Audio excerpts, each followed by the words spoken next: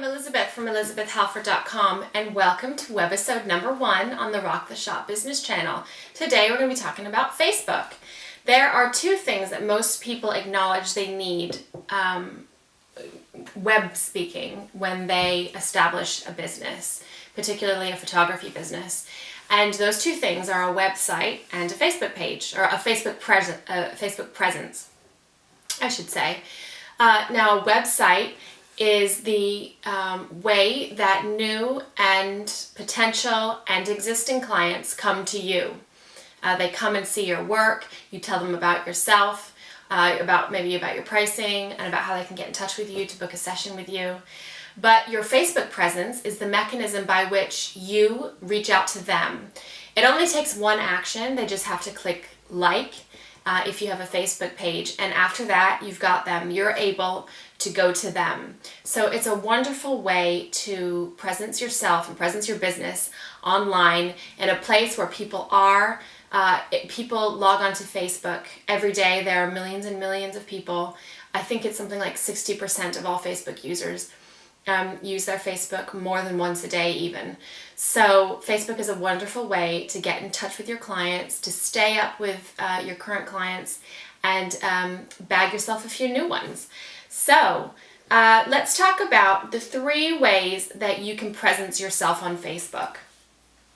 One of the ways is to have a personal profile. Now, if you're on Facebook, this is what you have. When you went to Facebook for the first time, you must have clicked sign up, and you signed up to Facebook in order to get yourself a profile. Now, I see a lot of photographers and businesses online who have a personal Facebook page for their business.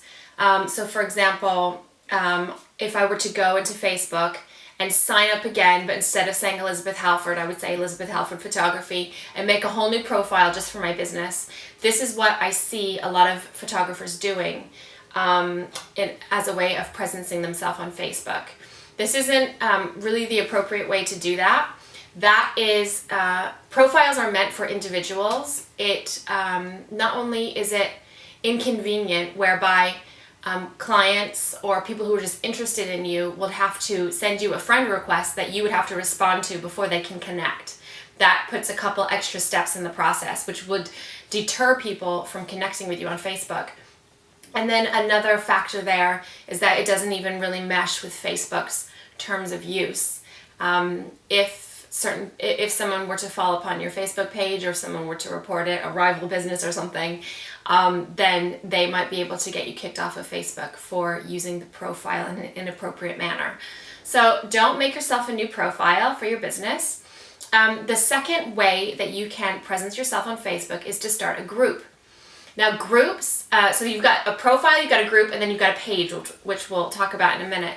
Groups are places where people can connect, people who are interested in the same things, or who want to connect about a certain social issue or political issue, or if it's like a fan group for something.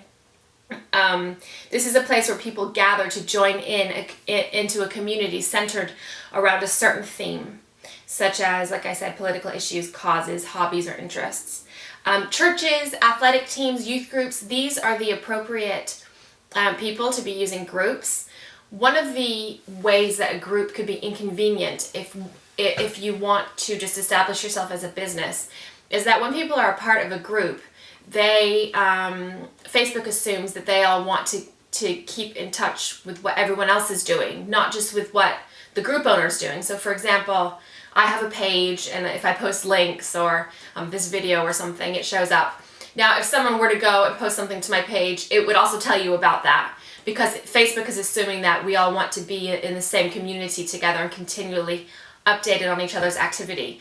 So when you have a group, you are getting, unless you turned this off in your notification settings, you're getting notifications about all the activity on the group, not just what the group owner has posted. So again, a group is not particularly appropriate mechanism for presencing yourself on Facebook. So what do you need in order to appropriately presence yourself on Facebook? And that is a page. These are, they used to be called fan pages. It used to tell you how many fans you have. Now it measures fans in terms of likes. It tells you how many likes you have. So for example, I'm coming up on 10,000 likes, which is it's very flattering that 10,000 people have clicked like on my page. That's wonderful. But it's not just how many fans you have. There are other factors that contribute to how valuable your Facebook page actually is. So the first thing we're going to do is I'm going to show you how to set yourself up with a page. It can be confusing. There are quite a few things about Facebook that can be confusing, which is why we're making this video in the first place, to help you navigate yourself through the sometimes muddy waters of presenting yourself on Facebook. So what we're going to do is we're going to go to facebook.com/pages. And you can see some of the most popular pages at the moment. I can see YouTube and things like that. And you just click Create Page. After that, it takes you to a place where you can decide how you want to be considered on Facebook. So are you a band or a product, a company, organization, or institution?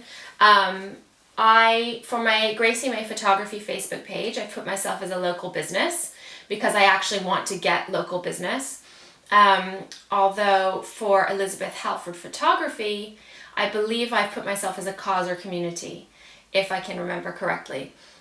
So that people who are outside of my local area would be able to take interest. Not that it would stop them, but that's just how I put myself on there. So when you click local business or place, this little thing here is going to pop up, and you can choose what category you're in. Surprisingly, considering how very many photographers there are out there these days, and on Facebook especially, there isn't a category for photography. So I think I put myself in here as a professional service. So if you click that and then you put in your information here, and it just guides you on your way, gets you started to making your Facebook page. So once you've created your page, then you can log into your page via your normal login. And on the top right side of your Facebook is a drop down where you can access your page and see its recent interactions, how many new fans you've gained since your last visit, and any new activity that you have on your posts, links, or images. So now that you have a page, what should you do with it? The first thing you need to do is reach out to your friends and family. This is going to be a really good base from which you can grow your Facebook community and all of your likes. Getting them to start liking is important because once you get a certain number of likes, you can then go into your settings and establish yourself a URL for your Facebook page, a cleaner, more sensible URL for your Facebook page. When you first get started, it would be facebook.com/ maybe page / a bunch of letters and numbers. But when you have a certain number of likes, at some point it was 25, I don't know what it is at the moment, but when you get a certain number of likes, you're able to go in and set yourself up a clean URL. So I'm facebook.com / photograph, I believe, or photo. It just makes it easier to put it on your business cards or to link it in other places. So it's important to start getting your friends and family to start liking you, so that you can then go in and create a nice clean URL. And then what you want to do is contact any clients that you already have, ever have serviced in the past, and let them know that they can now contact you on Facebook. You could send them an email. I like to use an email service called MadMimi, which is madmimi.com. And I use this service in order to reach out to my clients in a way that's nice and pretty, but in their inbox. You can use images. It's much like, it's just email marketing. And MadMimi is very easy to use. It's really good for the little guy. I've tried some out there for big business, and I just found it too confusing and not very pleasing to the eye, which is important to me as a photographer. So I use something like Mad Mimi to send them a message saying, hey, I'm on Facebook now, come over and leave a comment, come over and see if your picture's on my Facebook page, something like that, to get them to come and start interacting immediately. Interaction is very, very important. If you just have a Facebook page sitting there without much interaction, then it's going to do you absolutely no good. So once you have your fan base rolling, you need to start posting so that there are things people can interact with on your Facebook page. Some of the things that you can post on your page are status updates. You can talk about tomorrow's session, today's session, yesterday's session. Too bad it was raining. Good thing I know what to do in the rain. Or we found a little cave to go in, whatever. Just post about your sessions. Talk about what you're up to. Post if you post sneak peeks of sessions, you can tag your clients in those sessions if they happen to be your friends on Facebook. If they're not your friends, then maybe you know someone who knows them. Sometimes I'll write to a friend of a friend and say, oh, can you tag so-and-so in this picture so they can see that it's on Facebook now, things like that. You can post albums in different categories. Some people are going to go to your Facebook page and they're going to want to get all the same information from it that they can get from your website. And one of the main things everyone wants to see is, what does this person do? So post some albums in different categories: newborns, maternity, weddings, things like that. Just a few to show them what you do. And then if you have a blog, you can post links to your blog posts there. Some things not to post are links to other local photographers. If you loved a photo session from another local photographer, you might not want to tell your clients about that because you would just be advertising for them basically. So it might be nice to connect with them, but try to refrain from connecting in public. Links that are meant for photographers. So if I post something on my blog about how to get people to spend more money, you might not want to show that to your clients. They might not understand that or feel that that's inappropriate in some way. So if you have links that are meant for photographers, go and share them on forums that you're a member of. If you're a member here at Rock the Shop, share them with your forum friends, share them in any photography groups that you're involved in on Facebook, but you might not want to share them on your Facebook page unless there's something there that gives more understanding to a client, like why we charge what we charge or what goes into a photo session, something like that. A third thing to not post about is rants about clients or situations. Keep things light and professional.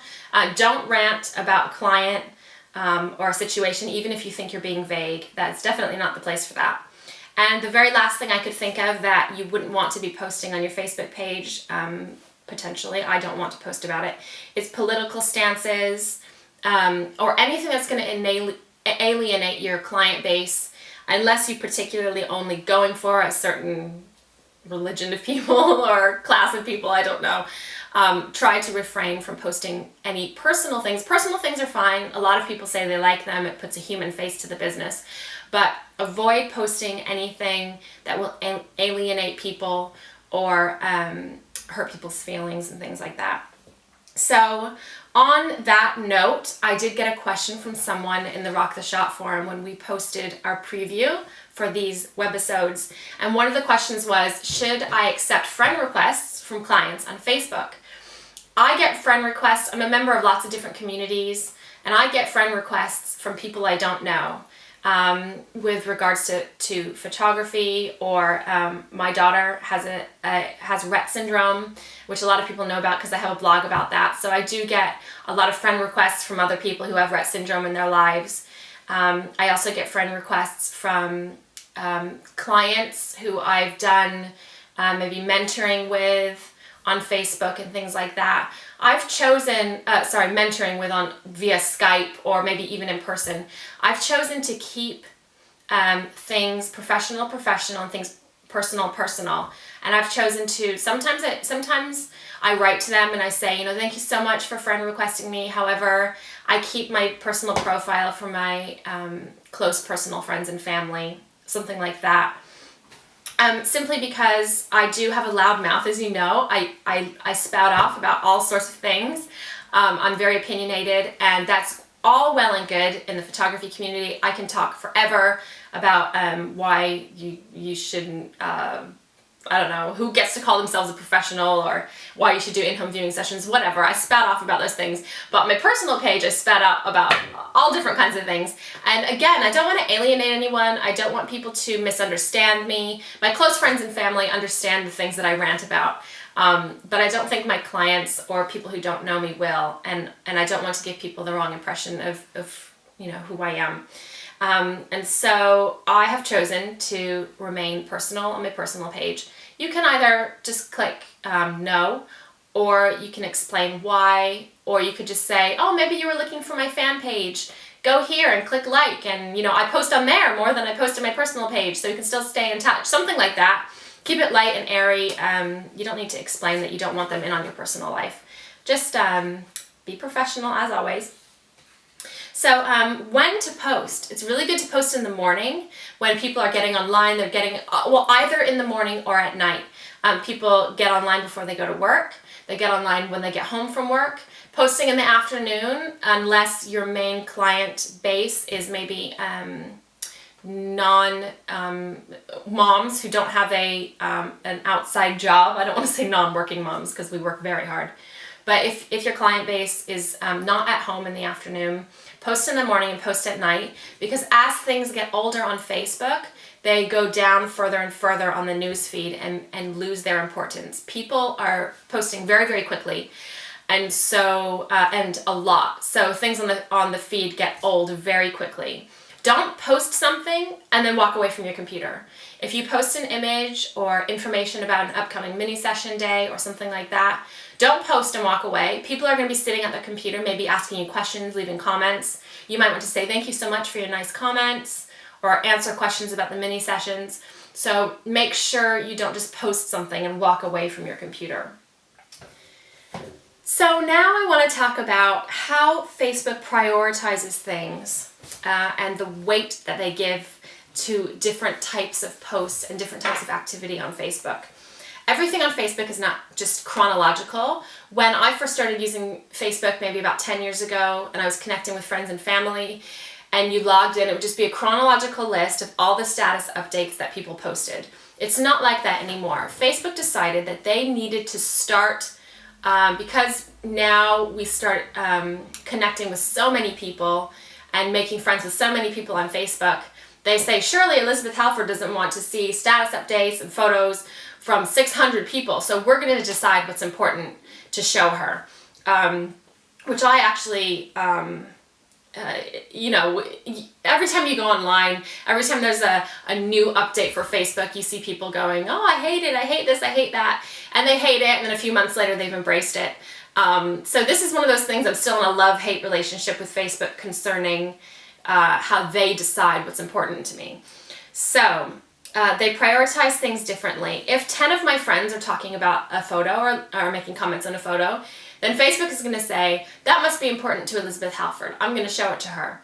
And if someone posts a photo and no one talks about it, they're going to say, no one must care. We're not going to show that. It's a bit like being the popular girl in school.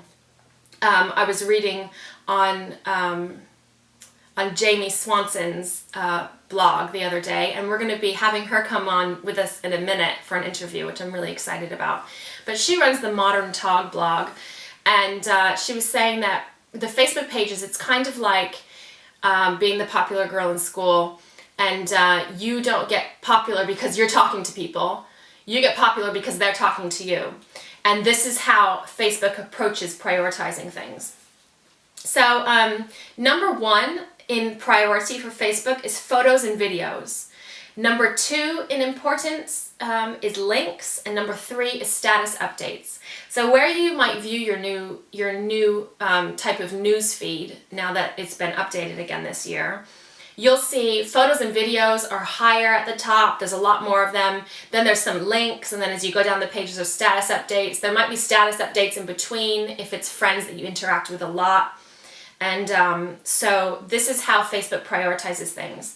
So photos, thankfully for us, photos are number one in importance for Facebook to be showing to people. So if you're posting photos, then your clients will get to see them. Now, they will not get to continue seeing them if they don't interact with your posts and with the things that you put online, which we'll get to in just a moment. So customizing your page. Now that you have your page, some of the things you can do to customize and optimize your page. The first thing you want to do is your profile picture. That's going to be in the top left corner of your profile. It's the very first thing that people are going to see. And you want to carefully consider it and get the most out of that little piece of free internet real estate that you possibly can. Again, Facebook is free. This is free marketing. It's amazing, but you have to know what you're doing in order to get the most out of it. And so you want to be very mindful about your profile picture and make sure you get the most out of it. The largest size that you can use in that area is 180 pixels by 540 pixels tall. So if you create an image that's that big, you can put that as your profile picture so that when people come in, they can see more about you. I have on both of my pages, a lot of photographers have caught on to this. They don't just have a picture there. Now they have a whole little banner. And you can get templates online. I have templates in my store. They're only $10. I've just put them together with a little tutorial about how to make them. I imagine that this information might be obsolete at some point, this 180 by 540 pixels information, because Facebook is always changing. But at the moment, today it's January 2012, at the moment that's the maximum size that you can use on your Facebook page for your profile picture. The next thing you want to do is go into your account settings and decide. You have to make some decisions about your page. You can link your page in your account settings. You can link your page to your Twitter feed so that anything that you post on Facebook will automatically go into your Twitter. That's really good for people who are Facebook minded, who feel that they need to be on Twitter but don't really know what to do with it. You can automatically link it, so you'd never really have to go into Twitter and figure that whole thing out. So you can link your Facebook page to your Twitter. And then you also want to decide things like your landing page, or your landing tab, I should say, which is the very first place that users who come to your Facebook page end up. So in your main settings for your Facebook page, that's where you can choose your landing tab. I currently have installed, and I'll talk about this in a second, I've installed a lot of apps on my Facebook page. So there's lots of extra things Facebook doesn't actually give you that you can get elsewhere and plug into your Facebook. So you can have a portfolio there, you can run contests, you can have a contact form, you can have a gallery, you can have so many different things in that little left sidebar underneath your profile picture that are called apps. And so I have a welcome app. It's a great big image and it just says welcome to Elizabeth Halford Photography or welcome to Gracie May Photography, depending on which page it is. And on the Gracie May Photography one, I think it says if you're a photographer looking for support, click here, and it takes them right to my my blog page, which is where a lot of you know me from. So choose where you want people to end up when they first come to your page. If they want you to see your wall first or whatever, make that decision, consider that, make that decision, and change that in your account settings. And then, so one of the most important things, now that you've set up your whole Facebook page, one of the most important things for you to understand is about how Facebook decides what to show users. Facebook measures different posts in terms of affinity. It's not necessarily how many friends you have, or how many fans you have, or how many likes you have, whatever it's called at the moment. But what's important is how much they engage with you. So however many you have, if you have 100 who really engage with you with everything you post, that is far more valuable than having 10,000 people who have never engaged with you because you're not showing up in their news feed. You're not able to actually reach them. It's a nice number. It makes you feel good maybe when you get on and you see a lot of people are liking you. But if they're not interacting with you, you are going to fall off of their news feed and they will never ever see you again.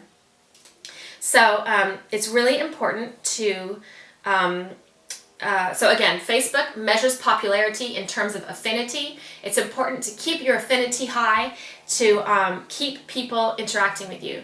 So when you post things, make posts that beckon or require or encourage interaction from your likers, from your fans. So if you post an image from a session, you might want to say, click like if you like this image. People need to be told what to do these days. They need to have a strong call of action if you want them to take an action. A lot of people will just look at an image and might even think it's the best thing they've ever seen in their life, but won't even comment.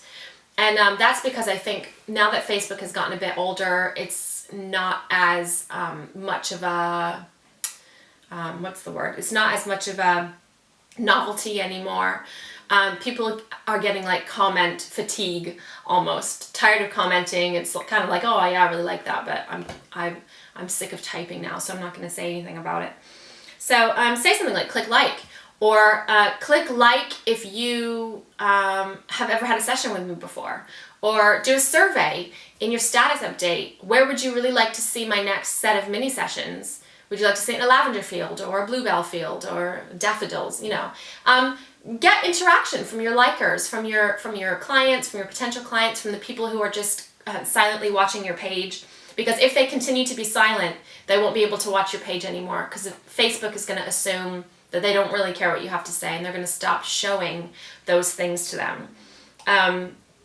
So staying active on your Facebook page and requiring interaction from people is really, really important to keep your page a viable method of marketing. And I mentioned before at the beginning of this video that your website is a way that clients come to you, potential and existing, come to you, and Facebook is a great way for you to go to your clients. Now, there's a really good way that you can mesh the two. If you happen to have a blog site that's hosted on the WordPress platform like I do, then you can go into your plugins area and search the term Facebook comments for WordPress. And you can install a plugin into your blog that is Facebook comments. And then go into your settings and turn off the normal commenting area on your blog. And what you're left with is a blog post, and at the bottom, it's a normal place where people can add a comment, but because almost everyone has Facebook and they're almost always logged in, they're able to leave a comment just like normal, except that it's commenting via Facebook, which means it's then going to show up in their newsfeed, and then their friends are going to see it in their newsfeed that their friend commented on this blog post. And that's a really great way of getting silent referrals from your friends. They don't have to go out and shout from the rooftops that they had a session with you. Their friends are going to see it because they're going to see that they commented on the blog post with their pictures on it or with someone else's pictures. And this is just a really great way to get more activity, more interest, and just really beef up your business and get the most out of this really free, amazing tool that Facebook is for marketing. So I'm going to show you that on my website. So here we are at Gracie May Photography, and I'm going to click on this. This is a session that I did yesterday, and that I posted yesterday. And then you can go down to the bottom, and this is where people have left some comments since yesterday. And so if you can see, there's my little picture that's in my Facebook profile. You can go in and say, like, thank you so much, everyone, for saying nice things. And you can either post as yourself, or you can go in and post as your business page. If you want to post as Gracie May Photography, for example, then it will show up also in my Gracie May Photography feed that I posted. So let's do that right now.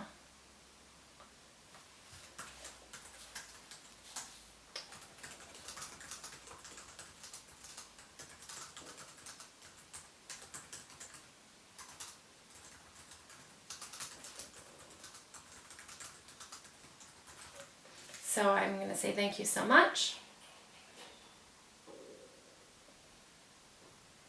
And leave a comment, and it automatically has this little thing ticked. They don't have to post to their Facebook page, but if you've set it so this is automatically ticked, it will automatically go over to their Facebook page. And now if you go to my Gracie May Photography, you can see right here, it's in my feed now. Thank you everyone so much for the comments, and all of that. So that is a really wonderful way for you to get the most out of your Facebook. So now we're going to end this video with an interview via Skype with Jamie Swanson, who is the owner of the Modern Tog blog. which is themoderntog.com. And she is a wealth of information on this topic. I can't wait to talk to her. I have a few really great questions for her, and I think you're going to enjoy it. So thank you so much for watching this, and let's go over now to our interview with Jamie. So I'm here with Jamie Swanson, who is the brilliant mind behind the Modern Tog blog. And a lot of my readers are already quite attached to her, as am I, and read her blog religiously. So thank you so much, Jamie, for joining us. And you have so much information in your mind about Facebook. And I would love it if you'd share it with some of us today. So thank you for joining me. Yeah, thanks for having me. Glad to be here. Great. So what I want to know is the secret behind what a photographer has to do or not do in order to fall out of favor with their fans, not their timeline, their Facebook feed, their news feed. So what do you have to do in order to fall off the face of the earth and never be seen again? Okay. Well, first I want to talk about how you get there, because it'll show you exactly why you fall off. So the first thing is engagement. You really need people engaging with your content. So if you're not getting people engaging, and when I say engage, I mean liking your photos, leaving a comment, sharing it with their friends, any of those things. If they're not doing any of that, you're not going to show up in the newsfeed at all. And so you really need to have a lot of engagement from other people in order to show up in that newsfeed. The next thing too is what kinds of stuff are you posting? The different kinds of posts that you can do on Facebook give you a better chance or a worse chance of showing up in the newsfeed for people to see you. So, for example, just a plain status update is going to be the lowest, going to have the lowest weight. So it's going to have the lowest chance of showing up in the newsfeed. So say you just put up, hey, I'm going on a shoot with so-and-so. You know, it's great, but it's not going to have very much weight. If you add a photo to that, it's going to have a lot more weight. So like some of the best things you can do are photos, like the upload a photo option, and then, you know, write your status or your link. And then below that would be linking to a post, a blog post or something like that. And then below that is just plain old status updates. So different things have different weight. If you have a studio or a location that you work in that has a check-in option, that actually is something that shows up pretty high because it's a newer thing that Facebook gives a lot of weight to. So it's a great way to build up some of that opportunity to be in the newsfeed. And then finally, if it's something really old as far as Facebook is concerned, so if you post it like, you know, 3 in the morning and nobody interacts with it until 9 in the morning, it's gonna be older in Facebook's mind, and so it's gonna show up later. And so how old it is when you're posting is gonna be part of that.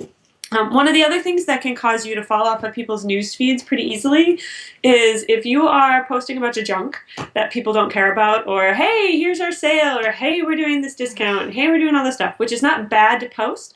But if that's the majority of what you're posting, people can unsubscribe to receiving your updates. Yeah. And so when you're in your news feed, to see where this is, look at a post in your newsfeed, any of them, and then on the right-hand side, there's a little V.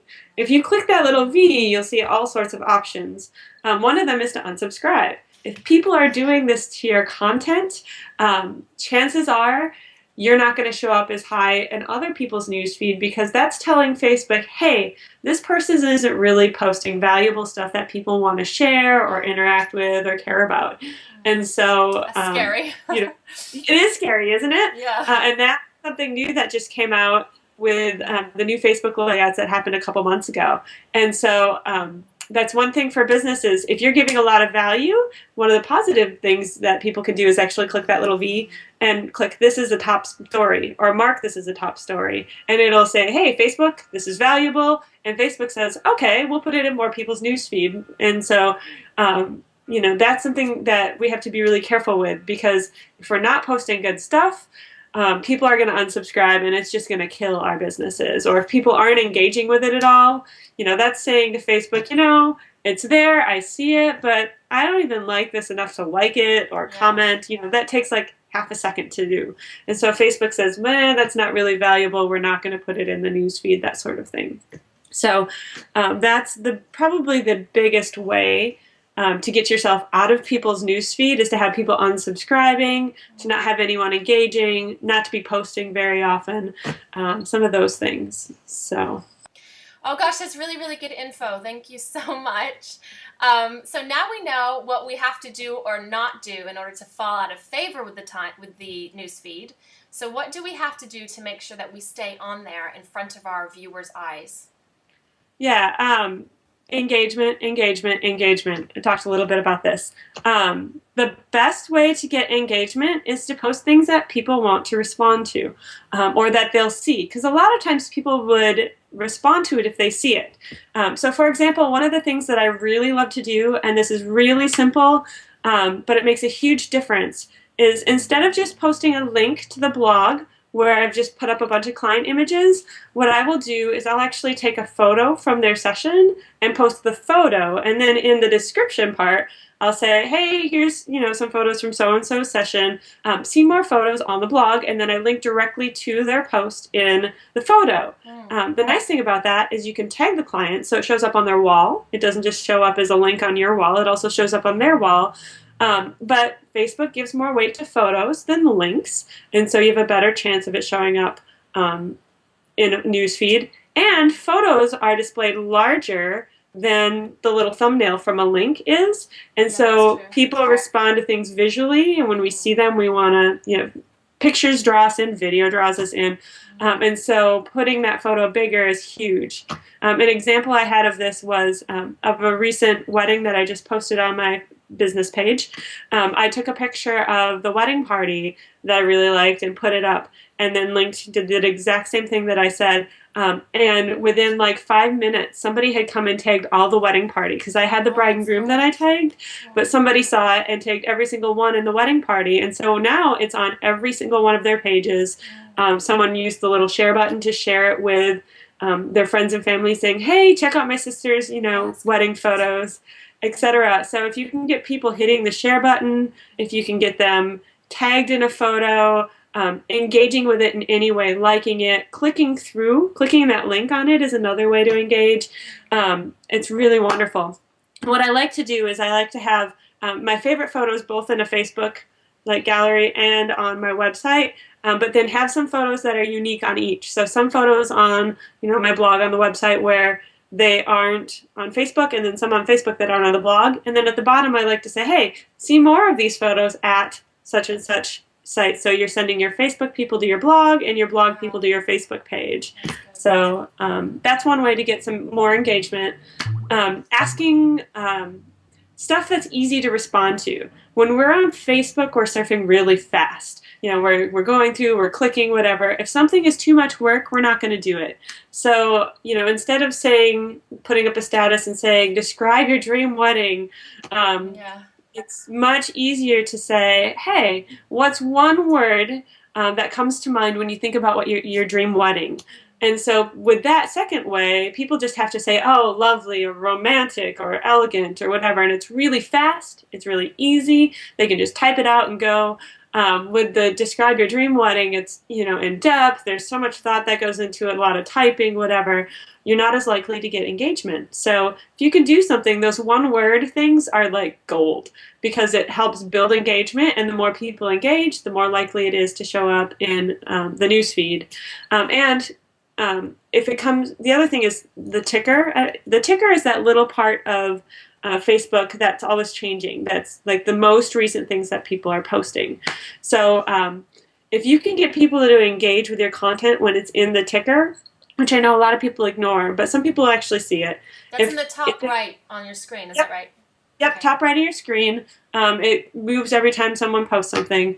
If people like it or place a comment or something on it when it's in the ticker, it's much more likely to get to the newsfeed because people are responding right away. And so Facebook says, wow, right away, this is super important. I need to get this into the newsfeed. So that's a great way to do it. Putting content that people really enjoy is highly important. So if it's entertaining, if it's educating your clients, if it's empowering them, or if it's pictures of themselves, something like that, people are more likely to share it.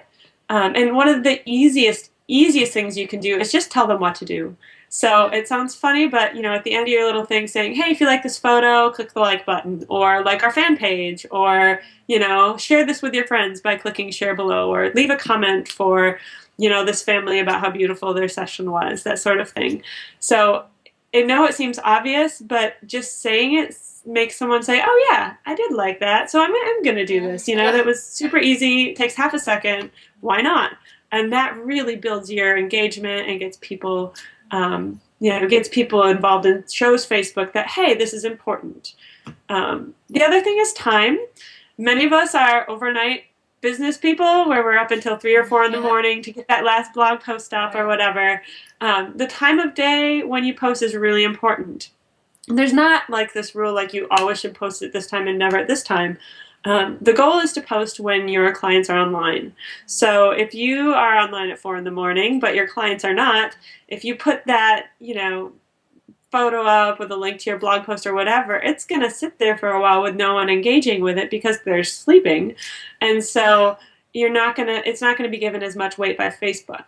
So when you do those late night blogs, throw it on your website, that's fine, but come back the next morning or afternoon when you wake up, depending on what your schedule is like, and post it then when people are on Facebook, because more people will interact with it quicker, and that's going to get, more people interested and show Facebook that, yes, this is something that needs to show up in a newsfeed, and you're going to get a lot better feedback. Because the older a post is, the less likely it is to show up in the newsfeed, and things drop off pretty quickly. Yeah, that's great. Wow, gosh, thank you so much. Oh, you're welcome. Those are the only 2 questions I had for you. But I really appreciate that. It's really, really, really good information. And thank you so much for joining us. You're welcome. Thanks for having me. And everyone, thank you for watching. This marks the end of webisode number 1 on the Rock the Shop Business channel. Check back next week to talk more about, or talk all about, how to deal with friends and business, how to combine friends and money or not, and how to build a business on the people you know. Thank you for joining us.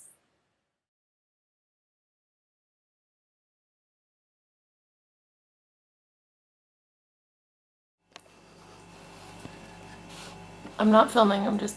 There are 2 things most people acknowledge when they begin establishing their business's web presence, and those are a website and a presence on Facebook. Websites are where your potential and established clients come to you. But with Facebook, once they've clicked like on your page, this is the mechanism by which you go to them. That's fabulous, baby.